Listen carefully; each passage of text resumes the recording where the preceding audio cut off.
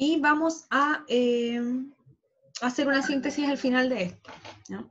Esos son los objetivos de hoy: estudiar los efectos de la fuerza de atracción gravitacional y sintetizar y evaluar los contenidos. ¿Recuerdan en qué había terminado el power anterior o no lo han pasado al limpio todavía? Déjenme ver algo. ¿Por qué cerré Classroom? ¿Alguna recuerda en qué había terminado la última diapositiva del Power 10, de la clase 10?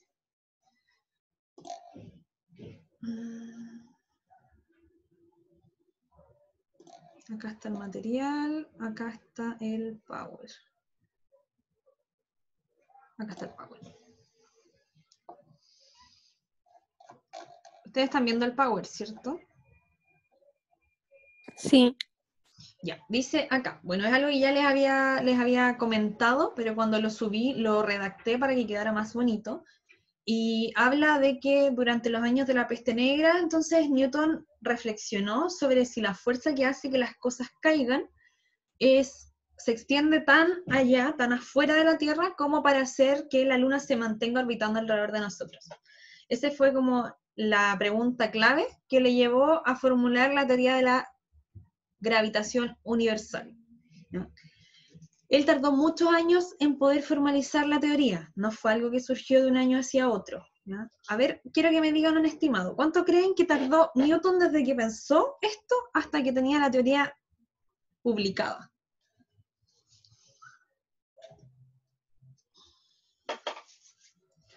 20 años. Sí, lo sabía. Fueron 20 años. Exactamente 20 años. Ustedes ni siquiera tienen 20 años, o sea, todo lo que ustedes han vivido, él se demoró y siguió un par de años más para poder tener la teoría lista. Entonces, lo que hizo Newton fue extender dicha atracción a los astros del universo y finalmente concluyó que la gravedad es un atributo de todos los cuerpos y es proporcional a la cantidad de materia de cada cuerpo.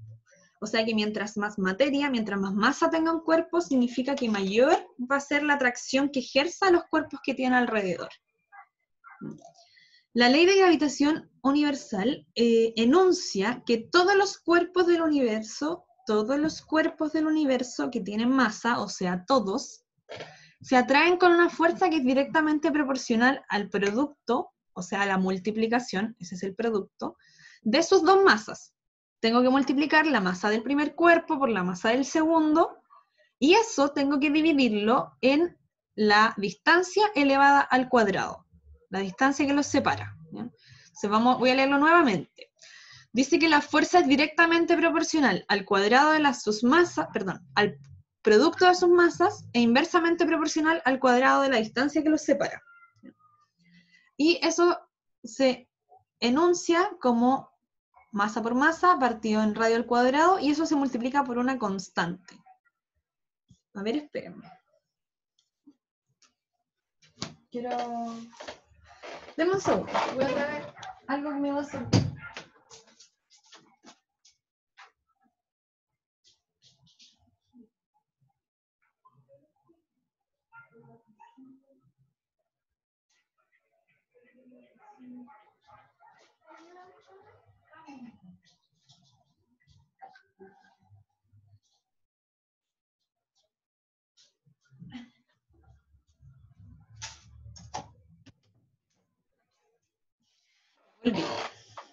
Volví, porque no me acuerdo.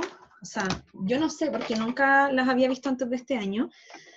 Si ustedes recuerdan lo que es proporción directa y proporción inversa. Así que les voy a mostrar algo. Ahora. Porque son poquitas hoy día.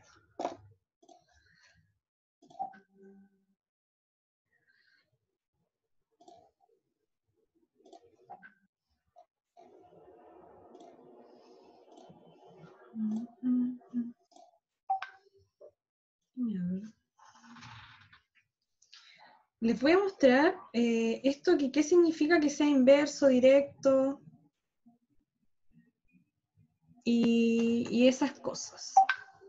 Voy a dejar de compartirles la pantalla para que vean la pizarra. Ya. En matemáticas, desde séptimo, ustedes están estudiando que dos variables son directamente proporcionales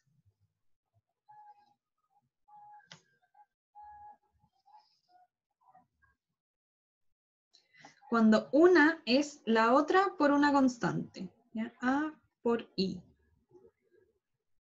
Esta es una variable y esta es la otra variable. O también se los decían con las palabras de que cuando una aumenta, la otra también aumenta en la misma proporción. Y si una variable disminuye, la otra también disminuye. Por ejemplo, si tengo una persona que se demora, qué sé yo, 10 minutos en limpiar una habitación, si va a limpiar 5 habitaciones, se va a demorar 50 minutos. Porque si limpia más habitaciones, tiene que gastar más tiempo. Y además, ustedes estudiaron que habían otro tipo de variables que se llaman inversamente proporcionales. ¿Les suena esto que les estoy hablando?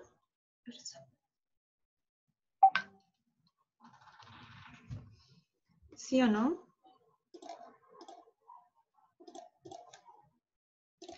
Sí, profe, si lo estudiamos en primero y en octavo. Ya, las variables que son inversamente proporcionales dicen que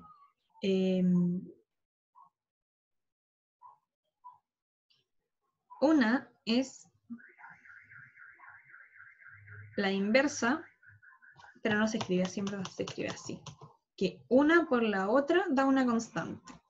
Ahí sí. Y eso quiere decir que si el número que está acá tiene que permanecer constante, uy, chuta, espera, se me pegó.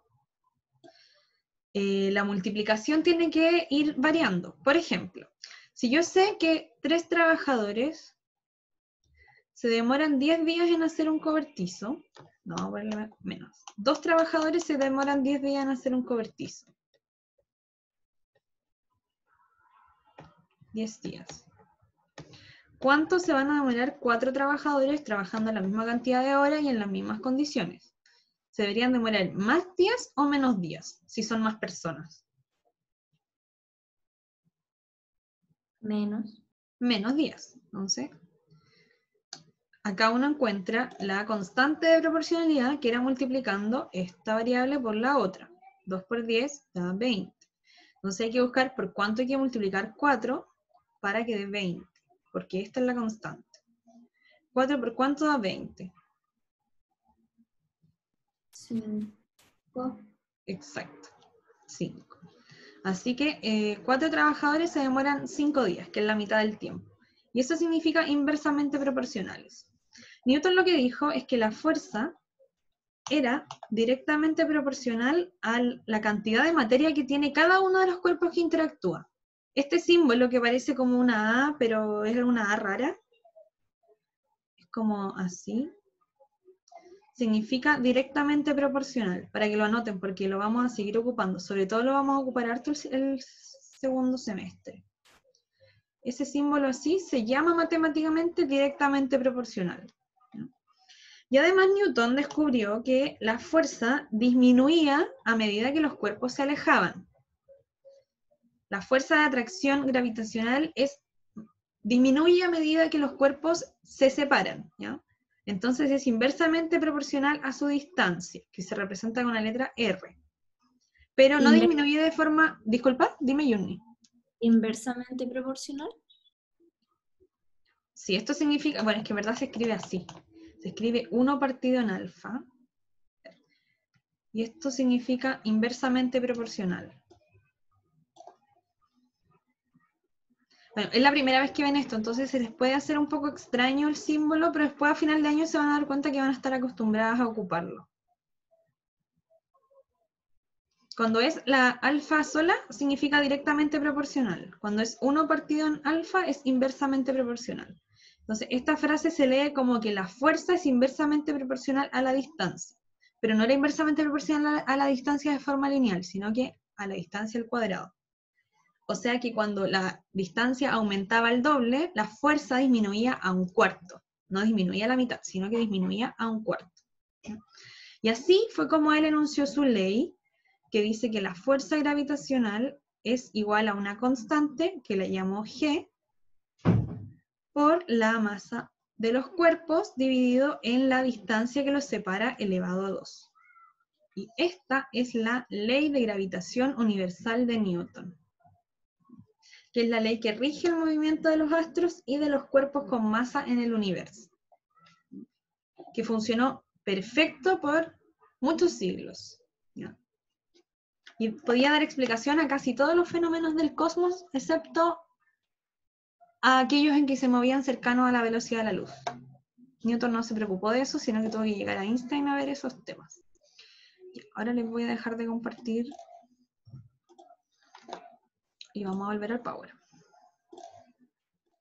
Y acá está lo que les mencioné, que Newton calculó la constante, esto no lo inventó, sino que lo encontró haciendo muchos cálculos, llegó a que la constante tenía ese valor, 6,67 por 10 elevado a menos 11. 10 elevado a menos 11, un número infinitamente pequeño, ¿ya? Por eso nosotros no notamos cuando vamos caminando, cuando nosotros estamos en nuestra vida cotidiana, nosotros no sentimos que nos pegamos a las cosas, que se nos pega el celular, que se nos pegan las cosas, porque la constante es un número muy bajo, entonces al final la fuerza gravitacional es muy pequeña, solamente se nota cuando los cuerpos tienen mucha masa, como por ejemplo la Tierra. Nosotros sí notamos la fuerza gravitacional que la Tierra ejerce sobre nosotros, porque la Tierra es gigante y tiene una masa mucho mayor que nosotros y que cada uno de los cuerpos que nosotros nos relacionamos día a día, los objetos cotidianos, ¿ya? Como les mencioné, desde que Newton dedujo la ley de gravitación hasta que la publicó transcurrieron casi 20 años. ¿Por qué se demoró tanto? Vamos a ver. Se demoró mucho porque no había resuelto un problema, que es que cuando yo tengo una esfera, la esfera atraía de distintas formas a los cuerpos, ¿ya? Porque una esfera es algo con volumen, entonces es un cuerpo que dependiendo de donde yo calcule la fuerza gravitacional, va a dar un valor diferente, ¿no?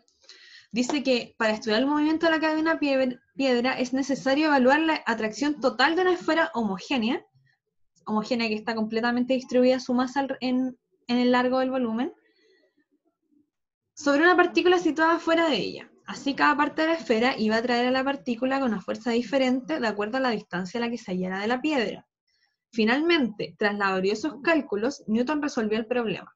La atracción de la esfera actúa como si toda su masa estuviera concentrada en su centro. Entonces, aunque tengamos una esfera gigante como el Sol, nosotros consideramos que lo que nos atrae es el centro del Sol, no el Sol completo. Y así se pudieron simplificar sus cálculos y pudo finalmente enunciar la teoría. Y acá está escrito lo que les puse. Si M, por ejemplo, es la masa de la Tierra, y R mayúscula es su radio, la fuerza ejercida sobre un cuerpo de masa M más chiquitito, situado a una altura H, situado a una altura del piso, sobre su superficie responde a la ley de gravitación y tengo que sumarle al radio de la Tierra la altura del cuerpo. Obviamente esto no está a escala porque esto de pelota es como si estuviera fuera de la Tierra, pero es una representación para que se entienda. Que cuando yo calculo, si yo estoy a cierta distancia del piso, la fuerza gravitacional no se calcula a la distancia que hay del piso, sino que la distancia que hay hasta el centro de la Tierra, que sería sumar la altura más el radio de la Tierra. Y encontrado eso, pudo finalmente publicar la ley de gravitación universal, ¿ya? La ley de gravitación universal es muy importante porque tiene efectos evidentes en la vida cotidiana y en la formación y expansión del universo, y en cómo se siguen formando las cosas en el universo actualmente. Además, la ley de gravitación universal es una de las 4 leyes fundamentales que rigen todo el universo en el que vivimos. Nuestro universo se basa en 4 fuerzas fundamentales, y en nada más que eso. Nosotros podemos explicar todo a través de esas 4 leyes, ¿ya? 4. Una de ellas es la ley de gravitación universal. Se dice que es una de las 4 grandes leyes de las fuerzas fundamentales de la naturaleza. Está presente en nuestra cotidianeidad y ha modelado la estructura de nuestro universo. O sea, ahí tenemos una bolita dando vueltas alrededor de G. No les voy a decir cómo se llaman las otras 3, pero hay una que ustedes ya estudiaron en octavo. hay una que estudiaron en octavo y hay una que están estudiando ahora conmigo. Las otras dos recién se conocen en cuarto medio. Díganme una fuerza que recuerden haber estudiado en octavo.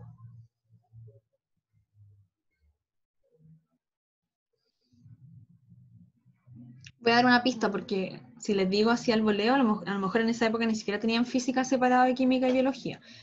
Pero está relacionada con los cuerpos cargados.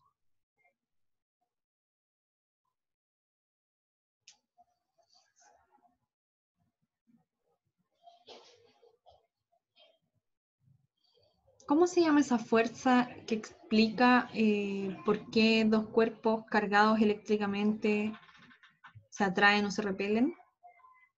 ¿La carga eléctrica o no? La carga es la propiedad de la materia. Ah, La fuerza es ya, la ya. fuerza eléctrica. Así que sí, estás bien. Es por la carga que se atraen los cuerpos que están cargados, pero la fuerza se llama fuerza eléctrica. ¿Ya? Entonces, aparte de la gravitacional, la fuerza eléctrica es otra de las 4 fuerzas fundamentales. Así que hasta el momento recuérdenla. Ustedes conocen 2. Gravitacional y fuerza eléctrica. ¿Ya? La fuerza gravitacional puede explicar cosas tan cotidianas como, por ejemplo, la caída de los cuerpos. ¿Sí? Aristóteles, que era este gran filósofo griego, pensaba que los cuerpos más pesados caían con mayor rapidez que los que eran más ligeros, porque eso era lo que él observaba. Él era un naturalista. Trataba de explicar la naturaleza en base a lo que él veía, ¿ya? En base a su vivencia. Esta creencia estuvo arraigada por más de 2000 años. ¿Sí? Fue Galileo recién quien demostró que todos los cuerpos, independiente de su masa, caen con la misma aceleración en ausencia de roce.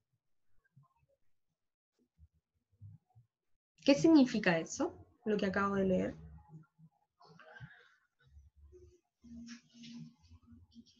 Que todos los cuerpos, independiente de su masa, caen con la misma aceleración en ausencia de roce. ¿Tienen que ver con la gravedad? Con lo que nos mostró de la gravedad. Tiene que ver con la gravedad, sí, tiene que ver con la gravedad. Y quiero que le den una interpretación a eso. ¿Qué significa que dos cuerpos estén acelerando a la vez? Significa que si yo suelto uno y el otro y empiezan a acelerar con la misma aceleración, o sea, empiezan a aumentar su velocidad al mismo tiempo, van a llegar al piso. ¿El mismo momento? Exactamente. Van a llegar al piso en el mismo momento. Entonces, aunque yo suelte una bola de billar y una pluma, teóricamente llegan al piso en el mismo momento. ¿Se aplicó la misma fuerza, algo así? Porque están sometidos a la misma fuerza y están sometidos a la misma aceleración de gravedad. Y la aceleración no depende de la masa de los cuerpos, solo depende de la Tierra y los dos cuerpos están en la misma Tierra, así que van a caer al mismo tiempo. ¿Ya? Esto nosotros no lo observamos, obviamente, porque nosotros tenemos el aire que funciona como una fuerza que va frenando, es una fuerza de roce, pero es una fuerza que va frenando, no significa que el cuerpo no esté sometido a una fuerza de gravedad. ¿Ya? Les voy a mostrar. ¿Alguno de ustedes ha visto ese video donde se saca el aire de una pieza y se ve caer una pluma y una bola? ¿Lo ha visto? Yo no. ¿No? Ya, se los voy a mostrar. Denme un segundo. Porque parece que lo tengo descargado, pero si no lo tengo descargado se lo muestro de YouTube. Que de YouTube se pegan un poquito las cosas, pero a veces funciona bien. Así que lo voy a tener que mostrar de YouTube, ¿no?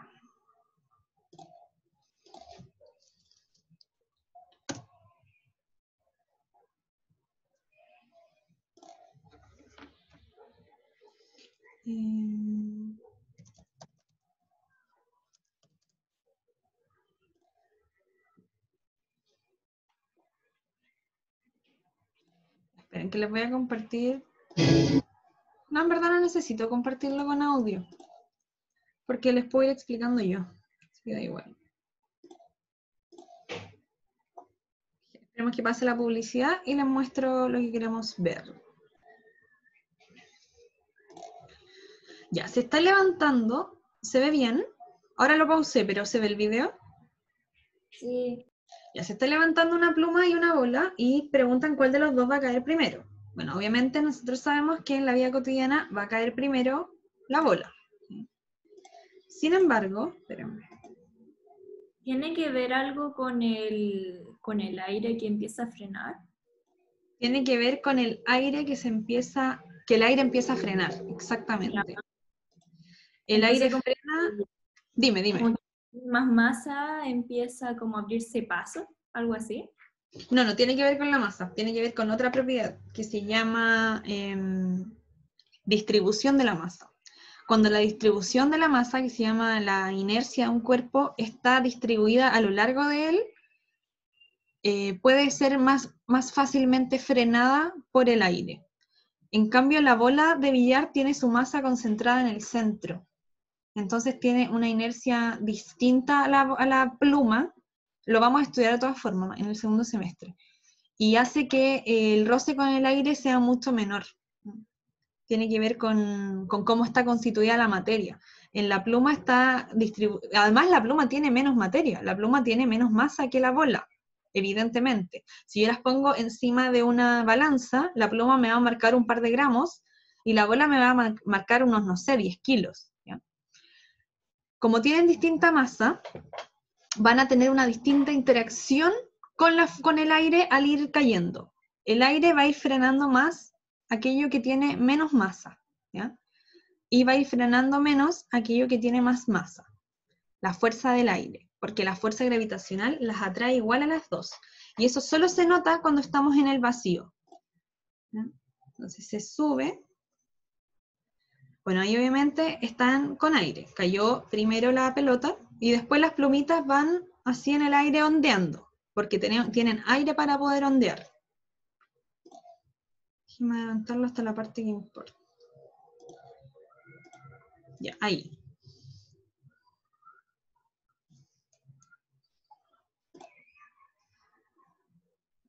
Ahora se van a soltar.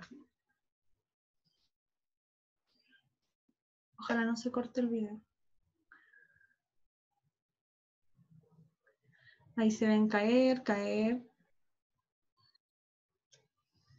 Y llegan efectivamente al mismo tiempo abajo. Pero tiene que no haber aire para eso. Cae mucho más. ¿Se dan cuenta lo rápido que cae la pluma cuando no hay aire?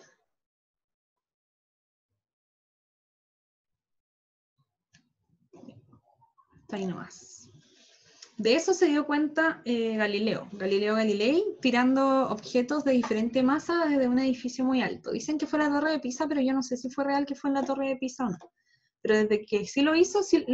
Empezó a tirar objetos desde un edificio para poder... ¿Qué significa? ¿Cómo es eso que no haya aire? Ah, ya.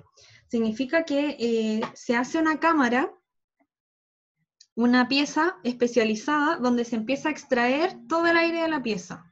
Se empiezan a extraer las partículas de oxígeno, de nitrógeno, todo lo que conforma el aire que nosotros respiramos, hasta que queda prácticamente vacío, queda sin partículas. Ahí. ¿Ya? ¿Es una simulación del espacio, algo así? Es como una simulación del espacio. Entonces el aire como que frena a ambos objetos.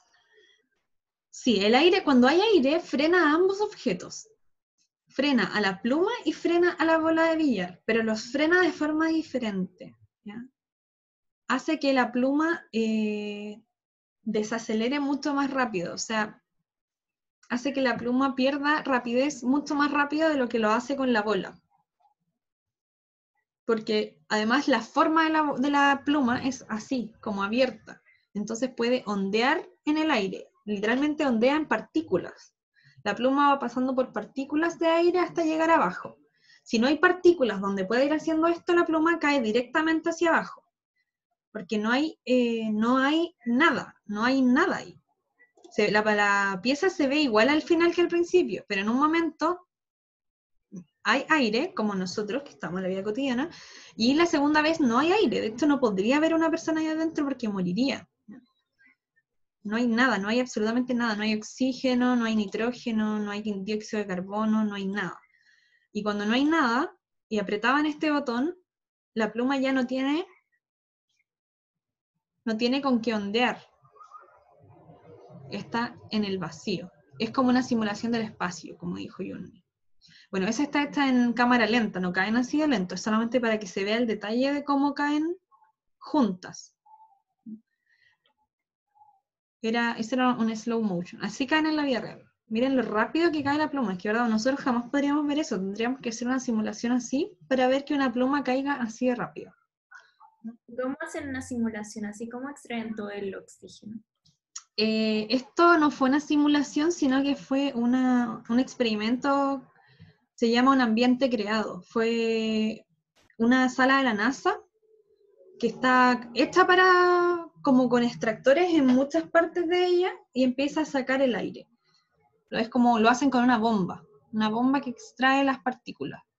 Bueno, es algo parecido cuando uno como que sella con esas bolsas al vacío y le extrae el aire, ya, como algo así. Pero esto es a un nivel atómico, o sea, extrae casi todo. No extrae todo porque es imposible que no quede nada, pero extrae prácticamente toda la materia que hay dentro y que nosotros nos interactuamos día a día con ella. Nosotros cuando somos niños pensamos que como acá no hay nada, en verdad no hay nada, pero sí hay cosas. Hay partículas de agua, de oxígeno, de nitrógeno, de dióxido de carbono, y extrajo todo eso. Entonces ya no había partículas con las que la pluma pudiera interactuar. Cayó directamente igual que la bola. Volvamos al power. Ah, no, pues estábamos ahí, está bien. Además, la gravitación se nota en otro efecto que se llama el efecto de las mareas, que es cambios periódicos en el nivel de los océanos. ¿Alguno de ustedes ha observado a este fenómeno alguna vez? De que dependiendo de la época del mes, se ve distinto el nivel del mar en el nivel del agua en el mar que en otro momento del mes. Sí, profe, cuando dicen que dependiendo de la luna cambia la marea y que incluso si no existiera la luna como que se daría la embarrada con la marea. Sí, exactamente. Cuando hay luna llena y está alineada con el sol, queda la embarrada porque el nivel de agua sube bastante, ¿ya?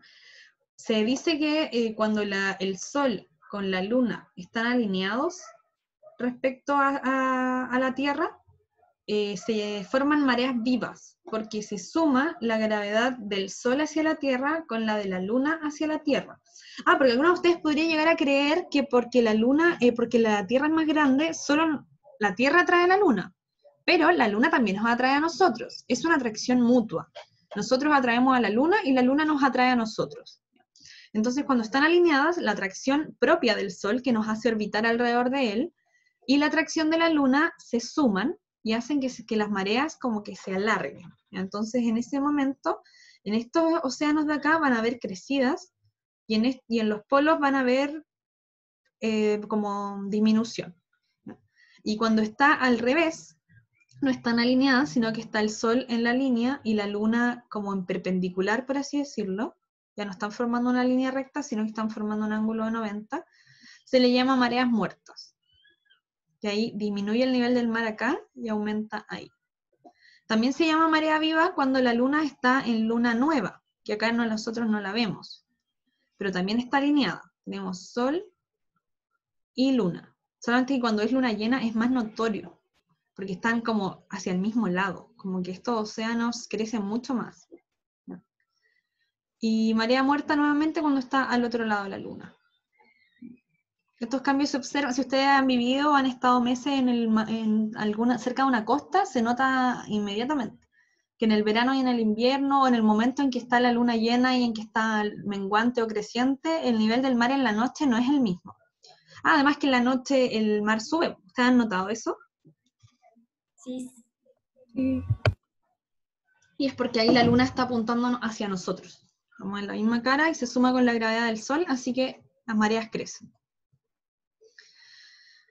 ¿Cómo afecta la gravedad en la formación de las estructuras cósmicas? Bueno, en el sistema solar, como les expliqué hace un tiempo, se formó debido a la atracción gravitacional generada al interior de una nube de polvo y gas. ¿Cómo se llamaba esa nube de polvo y gas?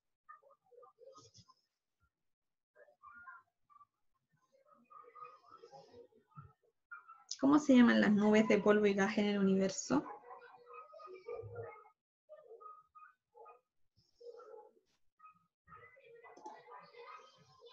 Activen los micrófonos si quiero escucharlo. A ver, ¿hay alguien en el chat? Ya, a ver, Eva, active su micrófono. Un poquito. Dígame hola, si no la voy a retar, ya, pues Eva, si no la voy a retar, tranquila. De verdad, si no la estoy retando. Ya, Eva, ¿te suena de algo el que yo alguna vez les mencioné, una nube de polvo y gas? De que me suena de saber lo que es, no sé.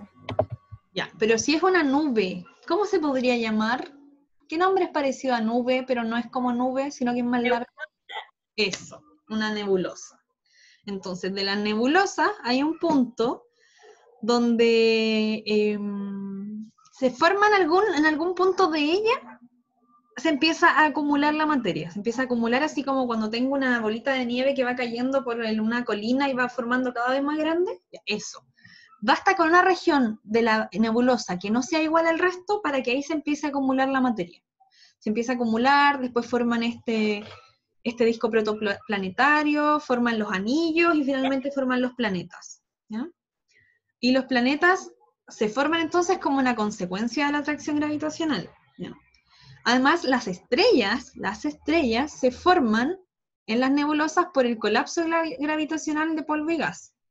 Al centro del sistema queda la estrella, alrededor quedan los planetas. Acuérdense que los planetas son una consecuencia de una formación de una estrella. Se estima que el 99% de las estrellas tienen planetas a su alrededor, ¿ya?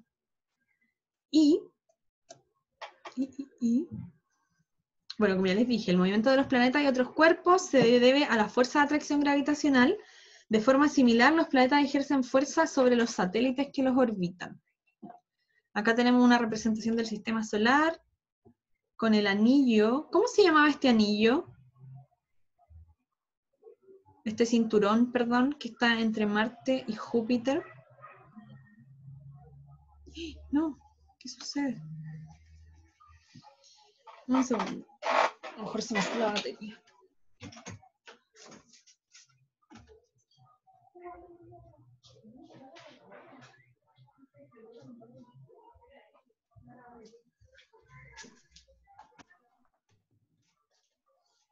No sé si me escuchan, voy a...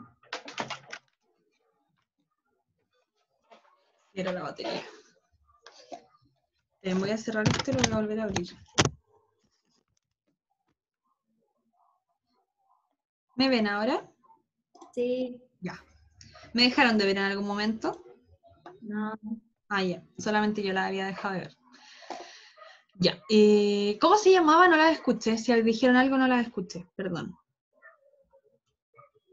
¿Cómo se llamaba ese cinturón que estaba entre Marte y Júpiter?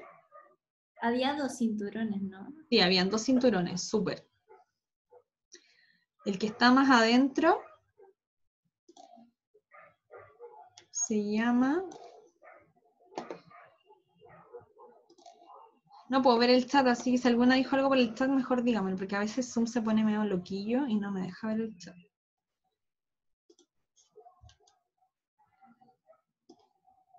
Ahí está, cinturón de asteroides. Pero dígalo fuerte, si usted... Por favor, si no tienen por qué tener la razón para decirme algo. Estamos en clase, ustedes se pueden equivocar. Si se equivocan, no hay ningún problema. Cinturón de asteroides, bien, con confianza.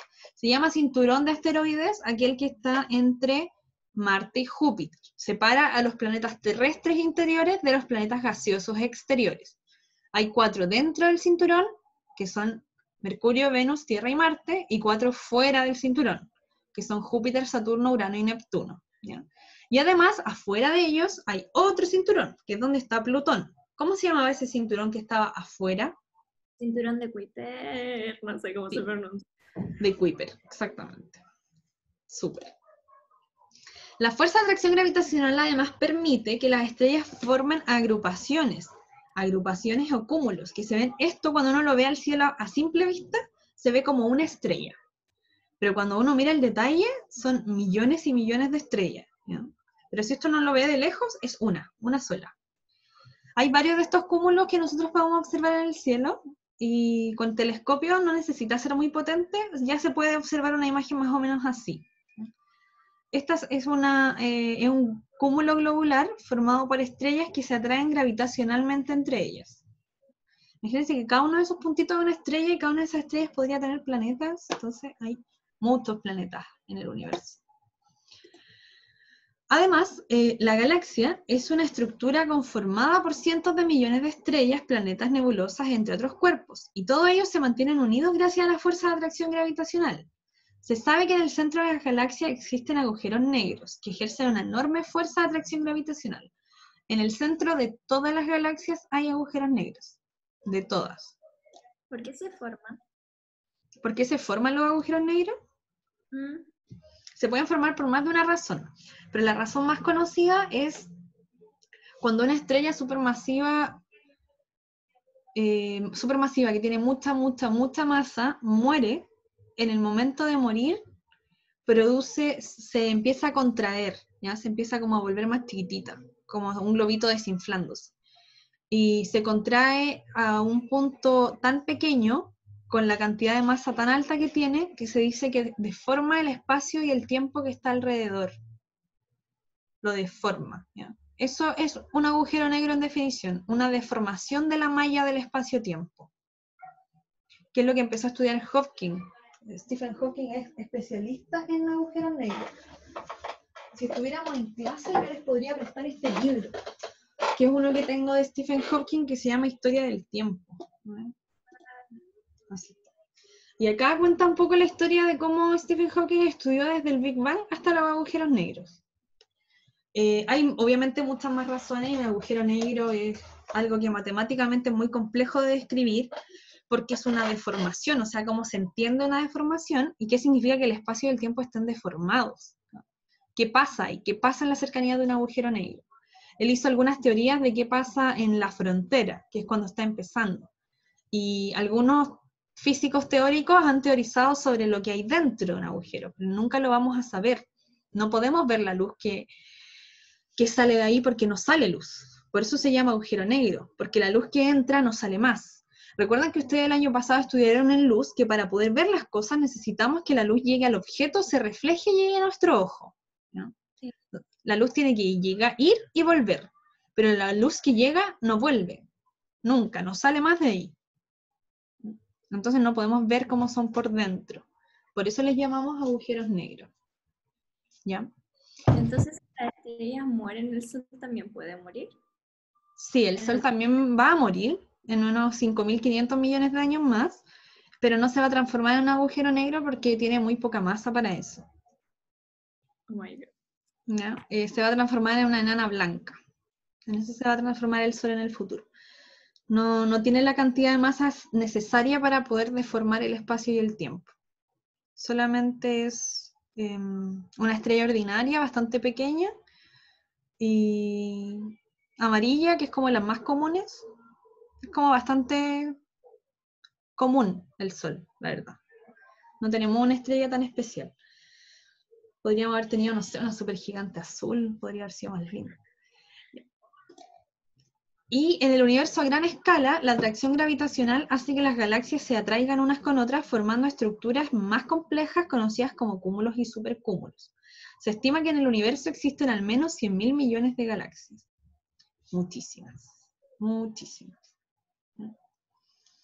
¿Para qué más se ocupa la fuerza de atracción gravitacional? Bueno, ¿cuáles son las ventajas y desventajas de los campos gravitacionales en la navegación espacial?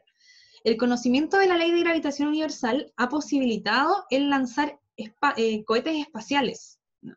Porque los cohetes espaciales utilizan la fuerza de gravedad para impulsarse. Por ejemplo, cuando llegaron a la Luna, el cohete, antes de llegar a la Luna, hace una vuelta alrededor de la Tierra para hacerse como un impulso. Y ahí llega a la Luna, ¿ya? Ahora que está lo de moda, lo de los viajes a Marte, para llegar a Marte también hay que hacer eso. Hay que ocupar el campo gravitatorio de la Tierra para que impulse el cohete. Porque es imposible que un cohete vaya con tanto combustible como para llegar allá. Bueno, a Marte sí alcanza, pero a Júpiter por lo menos, o sea, no alcanza. Y hemos mandado sonda a Júpiter, y hemos mandado a la Voyager, que llegó afuera. Está ya como más allá de Plutón. Acuérdense que yo les mostré una foto donde se veía la Tierra como un puntito azul chiquitito. Entonces, para que la Voyager llegara así de lejos, no tiene el combustible suficiente, sino que va ocupando los campos gravitatorios de los otros planetas. Y ahí imagínense que los planetas se mueven, entonces hay que hacer unos cálculos monstruosos para saber cómo vamos a ocupar el movimiento de estos planetas para nuestro favor. Mario Kart. Juni, dijiste algo, no te escuché, perdón. No, nada. Ahí. Ya, vamos a sintetizar entonces lo que hemos estudiado hasta ahora. Nosotros partimos la unidad no con universo, sino que con Tierra, pero eso ya se los evalué, que eran las capas al interior de la Tierra, cómo se originaban los sismos, qué significaba un movimiento de convección, un movimiento divergente.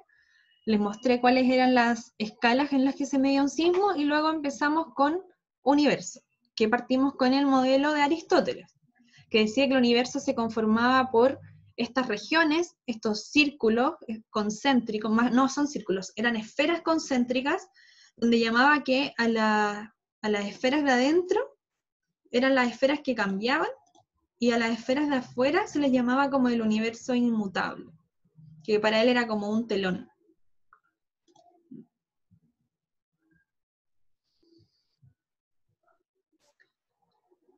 Ah, muy buena pregunta. Una de ustedes me pregunta si cuando se envían cohetes al espacio o sondas al espacio no se dañan con el cinturón de asteroides.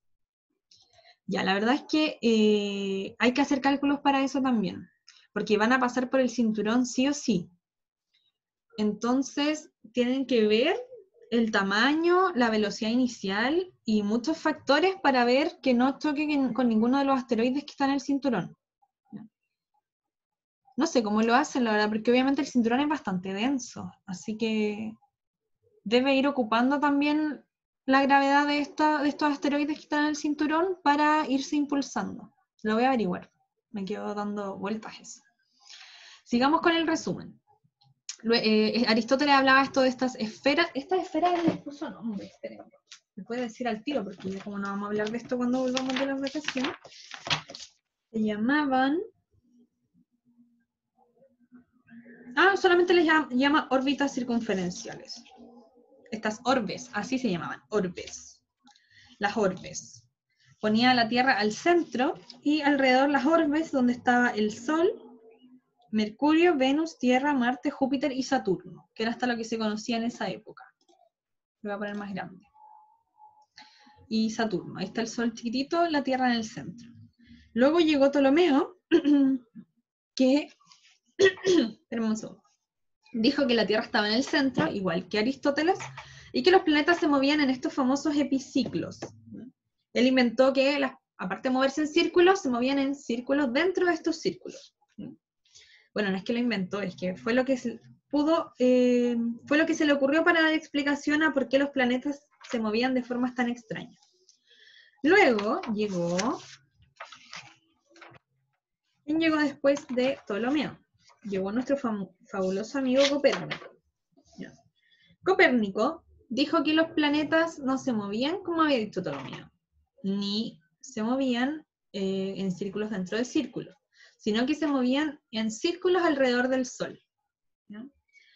Ahí llegó Tycho Brahe con sus superdatos para que Kepler pudiera hacer sus leyes, que eran las leyes de Kepler, donde él dijo que está bien, Copérnico, o sea, el Sol estaba al centro del universo, pero los planetas no se movían en círculos, sino que en elipses. ¿No? Y luego llega Newton para darle una justificación a por qué los planetas se mueven, diciendo que se debe a la fuerza de atracción gravitacional. Y así llegamos al modelo actual, donde pensábamos en un principio que el cosmos era esto. Ahora nosotros sabemos que el cosmos es esto. ¿Se acuerdan que en un principio yo les decía, estamos estudiando modelos planetarios, pero en verdad es un modelo del universo en ese momento, porque para ellos el universo era el sistema solar?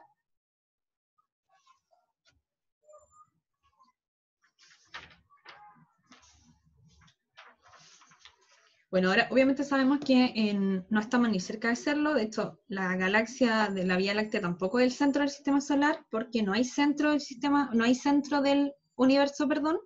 Y el universo es muchísimo más grande de lo que nosotros nos imaginábamos. Es tan grande que nosotros no lo podemos imaginar. O sea, si yo les digo así como es la expansión del universo es 10 elevado a 28, ese 10 elevado a 28 no le pueden dar una expansión en su mente, porque es un número gigante, gigante, gigante. Es algo muy alejado de lo cotidiano. Nosotros no manejamos distancias tan grandes. Ya, quiero que acá me van a ir ayudando ustedes. Dice que un satélite es puesto en órbita, tal como se representa en la imagen. ¿Cómo está presente la ley de gravitación de Newton en ese fenómeno? de poner una sonda, un satélite alrededor de la Tierra. En palabras sencillas, no necesito que me den una explicación científica ni nada. ¿Qué me podría decir en un par de palabritas? ¿Cómo está presente la ley de Newton en ese fenómeno?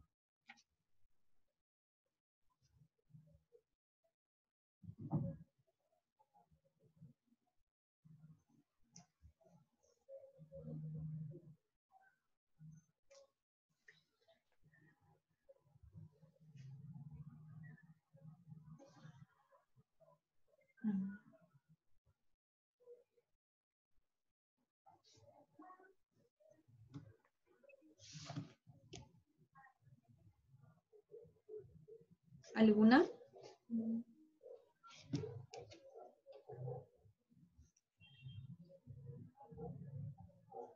¿O no tiene nada que ver la ley de gravitación de Newton en que nosotros pongamos un satélite a orbitar alrededor de la Tierra?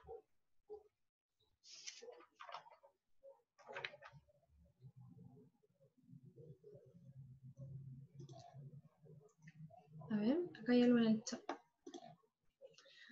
Esperen que me adelante.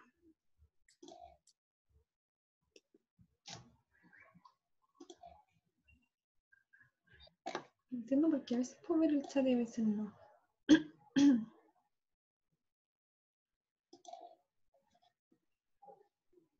Chicas, no puedo ver el chat, así que si pueden activar el micrófono mejor. Atrévanse nomás. Por la gravedad de la masa del satélite se mantiene orbitando. Por la gravedad de la masa del satélite, sí, es más por la gravedad de la masa de la Tierra que hace que la masa del satélite no esté orbitando. Pero es una buena forma de ponerlo. Solo que te faltó poner que es una interacción, ¿ya? La gravedad es una interacción entre la masa del satélite que orbita y la masa de nuestra propia Tierra. Y recuerdan que yo les había dicho que al final el satélite llega a un punto en el que está cayendo constantemente y que al final orbitar algo significa caer infinitamente hacia ello. Caer, caer, caer, caer. Así que nosotros estamos cayendo hacia el Sol, pero como una caída libre constante, así que estamos orbitando alrededor de él. Sí, eso está bien. Muchas gracias. Digan las cosas en voz alta, por Dios, ¿a qué le tienen miedo? Ya. Vamos a la siguiente. ¿Cuáles son algunos de los efectos terrestres y astronómicos explicables por la gravitación universal? Ya lo vimos recién. Díganme uno. Con uno me basta.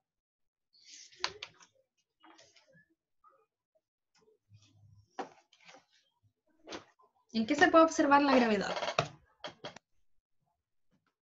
¿Lo vimos recién? ¿Sí? Dígame. Lo del mar. Ya, en las mareas. En las mareas se puede observar el efecto gravitacional en la Tierra. Ya, ¿dónde se puede observar los efectos gravitacionales en alguna parte del universo?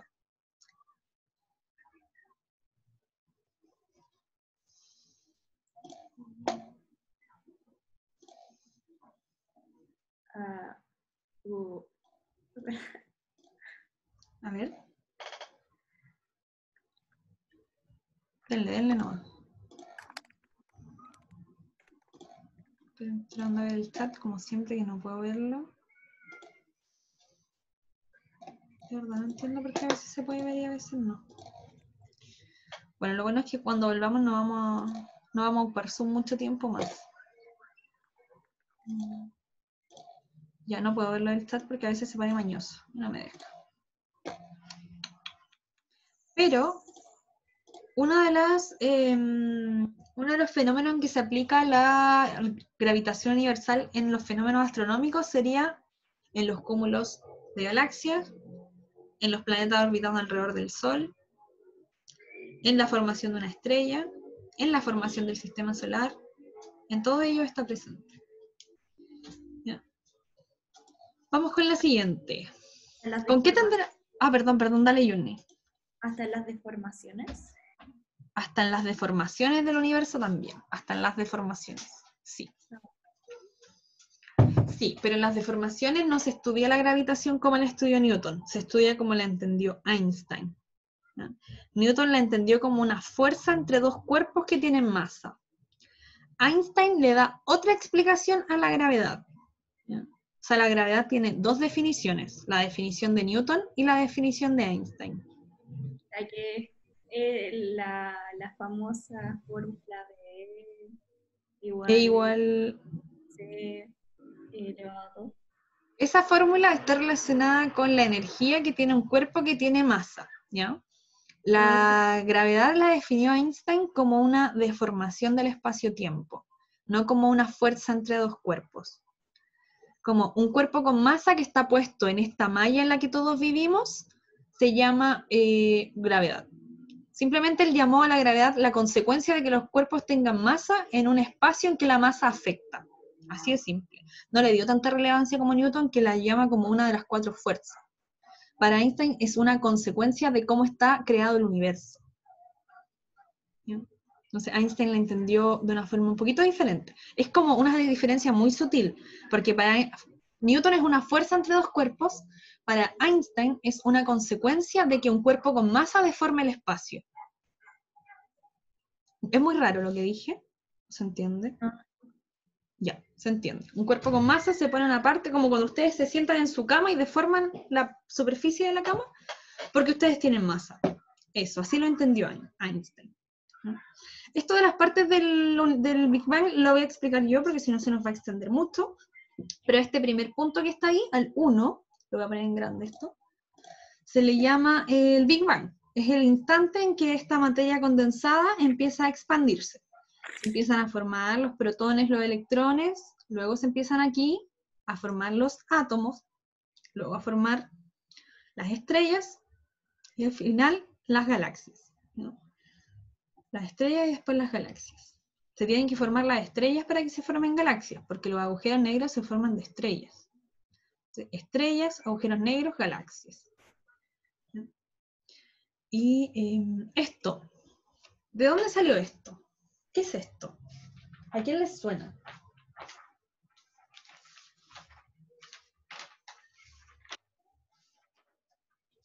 ¿Quién estudió esto de las áreas?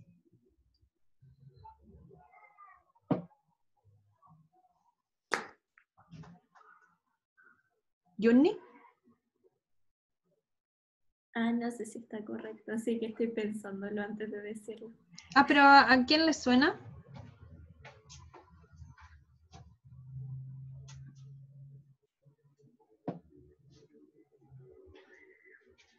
Ya, pues sí le he hablado harto de él, hasta le mostré un video de él, no le mostré un video, no le mostré un video de él, pero le mostré un video de Quantum Fracture que hablaba de sus leyes. Ya, pues nadie, no me asusten.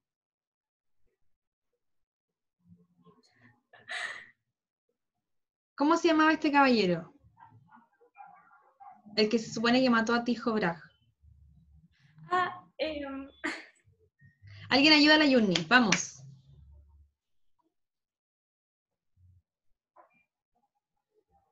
No puedo creer. 3 clases hablando de Kepler. 3 clases. Tengo que dedicarle más clases. 5 clases vamos a hacer a Kepler. No sabía si era correcto. Ya, Kepler. Kepler dijo que las áreas que barrían los planetas alrededor del Sol lo hacían en tiempos iguales. ¿Sí? Barre áreas iguales en tiempos iguales. Y acá dice, si las áreas A4, o sea, esta de acá, es igual a A2, esta de acá, ¿cómo será el tiempo que demora el planeta en moverse desde G a H con respecto al tiempo que se demora entre C y D? Igual. Igual. Sencillo, sencillo, fácil y bonito. Esta pregunta. Con esta pregunta quiero cerrar. Dice, Sebastián le presenta a Claudia, su hermana, 3 gráficos que muestran cómo ha evolucionado el tamaño del universo en el tiempo. ¿Sí? Tenemos el tamaño en el eje Y y tenemos el tiempo en el eje X. ¿Ya? ¿Cuál de estos 3 gráficos se relaciona de mejor manera con lo planteado por la teoría del Big Bang? El primero, que dice que el universo empezó y se mantuvo constante en el tiempo. El segundo o el tercero.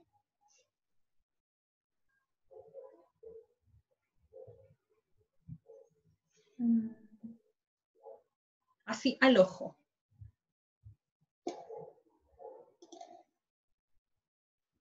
Voy a hacer dedocracia.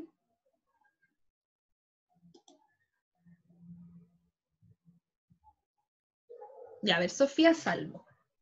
Si usted tuviera que dar una respuesta de vida o muerte, no, mentira. Si usted tuviera que responder esta pregunta sí o sí, no puede seguir avanzando si no me responde esta pregunta. ¿Cuál diría entre los tres que le suena más a lo que ocurrió en lo que ocurrió en el universo? ¿El gráfico A, el gráfico B o el gráfico C?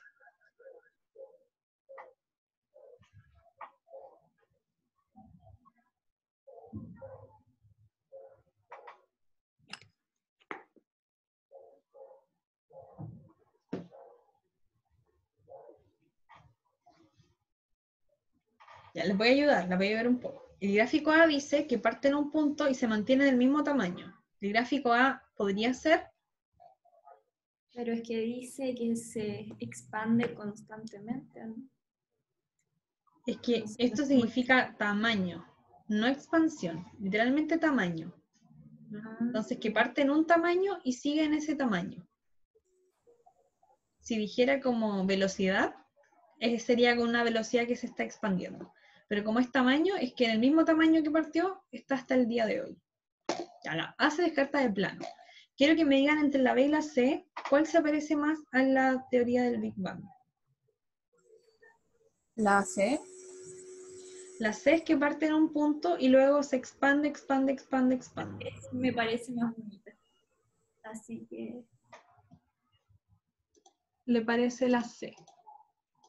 me parece la B. ¿A alguien le parece la B? Ya. La B es que parte en 0, o sea, un tamaño infinitamente pequeño, luego se expande, luego se frena un poquito y luego se expande otra vez. Y es justamente lo que ocurrió. El tamaño del universo no empezó en un número. El tamaño del universo ni siquiera era un punto. Era algo muy cercano a 0. No era chiquito, era chiquitísimo. Era infinitesimalmente chiquito, ¿no? Pero tan pequeño que nosotros dibujamos un punto en una hoja y ya es más grande que lo que era el universo en un principio. Y esto al principio se expandió mucho, mucho, mucho, y después como que se frenó un poquito debido a la masa, y ahora se está expandiendo aceleradamente otra vez. Así que sería la B la respuesta correcta. Porque esto demuestra una expansión, freno y una expansión de nuevo. Esto es solo expansión y además es como si partiera de un tamaño. Y el universo no tenía tamaño. Era chiquito. Ya. Y tenemos entonces que el esquema muestra la influencia del Sol y la Luna en producción de mareas. A partir de ella responde a la siguiente pregunta. ¿A qué se debe la existencia de las mareas vivas? Cuando se alinea Cuando se alinea, ¿qué cosa? la luna y el sol. Cuando se alinea la Luna y el Sol. ¿Y por qué cuando se alinean las mareas se atraen? Porque el sol y la luna atraen a la Tierra. Exacto. Y se nota más visiblemente en las cosas que pueden fluir. Se nota más fuertemente en el agua. Entonces la Tierra y la Luna atraen la Tierra y se observa notoriamente en fluidos como el agua que forman nuestros océanos. También atrae a sólidos, solamente que nosotros no vamos a ver una roca fluyendo, ¿ya? Pero también la atrae, solamente que en el agua se nota porque el agua se mueve. Y eso, terminamos. Les quería mostrar esta noticia que dice el impacto de la ciencia y la tecnología en la sociedad. No sé si ustedes vieron el año pasado la noticia de que gracias a ALMA, que es este conjunto de telescopios que está en el desierto de Atacama, en San Pedro de Atacama, contribuyó a la fotografía real del primer agujero negro. ¿Cómo es eso posible? Eso fue posible gracias a que utilizaran toda la Tierra como un telescopio. Pusieron telescopio en distintas, bueno, hay telescopio en distintas partes del universo y como el sistema, como el agujero negro no se puede ver, tuvieron que hacerlo en un aspecto que era, ¿qué estoy diciendo, Dios mío? Tuvieron que hacerlo en ondas de radio que no son visibles a los ojos humanos. Ustedes el año pasado también estudiaron el espectro electromagnético, que vieron que empieza en las ondas de radio, al medio tiene las ondas visibles y llega hasta los rayos gamma. ¿Se acuerdan de eso? Sí. Ya, entonces, las ondas que emite el agujero negro no están en el espectro visible, porque son muy frías, están más abajo, están en las ondas de radio. y ocuparon todos los telescopios que ya están en la Tierra para poder fotografiarlo. Si se dan cuenta, lo que está ahí alrededor es como radiación. Déjenmelo ver, chicas. Es radiación, pero adentro no se ve nada, porque desde ahí no nos llega nada, en ninguna longitud de onda. De ahí no llega, no es que no llegue luz, es que no llega ningún tipo de radiación. Y de afuera se ve la radiación. Ahí. Entonces, ahí está el agujero, y esto es como el borde del agujero. Esta noticia salió el año pasado y fue así, boom, fue como furor. No sé si ustedes la escucharon cuando salió.